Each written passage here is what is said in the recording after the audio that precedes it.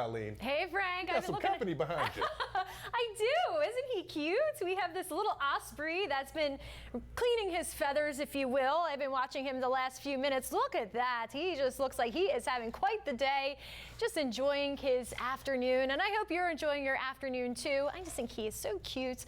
All right, let's get to the temperatures right now. We are sitting pretty warm, more so muggy, right? We are currently in the mid to upper 80s across Hillsborough and Pinellas County. A little bit cooler along the coast. Clearwater Beach is sitting at 83. Gulf temperature jumped from 83 to 84. The Gulf has managed to cool just a degree or two with all of the recent rainfall. And we will be talking about our drought monitor, which was released this morning, the latest map, to see if we have any updates. The rain that we had the last 24 to 48 hours has been a drought buster, but I want you to tune into the map to see what changes have been made. All right, so satellite radar here. We have a couple clouds that are hanging out with us. Also, you may notice the sky has a haze or a milkiness to it. That is a little bit of Saharan dust, believe it or not, as well. So 3 things to know: lower rain coverage into the weekend. That includes today. Triple digit feels like temperatures are back because that high humidity and that dusty Sahara past 48 hours offshore of Sarasota. They had close to 10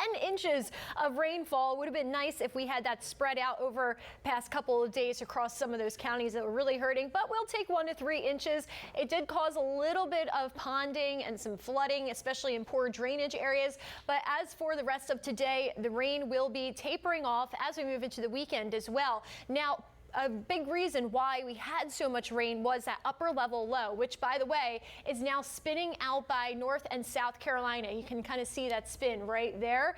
And then on the outer bands, we have all of that heavier rain off the coast of the Carolinas, North and South Carolina. All right, so getting into our area, the Panhandle and the Big Bend, still seeing a few residual showers for today, occasional downpours, and maybe an isolated storm. For us around Tampa Bay, we could still have a shower or two, but most of us will start the process of drying out. Now, the humidity is sticking around. You definitely feel the air as you walk out the door, all of that moisture. It's a moisture-rich atmosphere, and you'll see that reflected in our dew points in just a second. But let's get to the drought map first. Now, again, I explained this earlier, but in case you missed it, the cutoff is Tuesday for data coming in. So all of the rain that we received yesterday is not going to be reflected in the drought monitor. The latest updated drought monitor comes out every Thursday, even though the data cutoff is on Tuesdays, if that makes sense. So this is basically not including the past rain that we've had, that 1 to 3 inches at least. But we did have some improvements around Manatee and Sarasota County where they were under that extreme level of drought, that area highlighted in red. That has now been pushed down to Fort Myers, kind of trimmed back to Southwest Florida. However, we still have a big chunk of Tampa Bay that's under that severe level of drought, that orange color, and that's something we do not want to see. But I think after this recent rainfall, we will start to chomp away at that drought monitor a little bit more.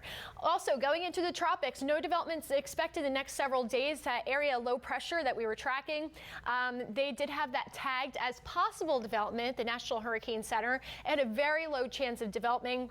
One of the reasons why we were not concerned about it, the water temperature off the coast of the Carolinas, well, first of all, the Carolinas are far from us, but the water temperature too cool. Right now they are in the mid 70s, so you need temperatures, sea surface temperatures 80 degrees or above. They don't have that on the Atlantic coast.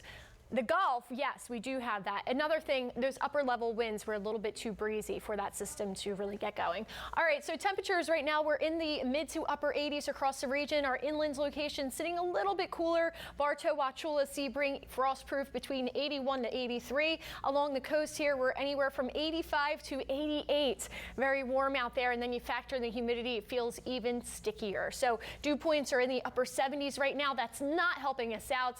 We will have high heat index values for the next several days. We did become a little bit cooler with all the recent rain, but the heat index values will start to rise into that triple-digit territory.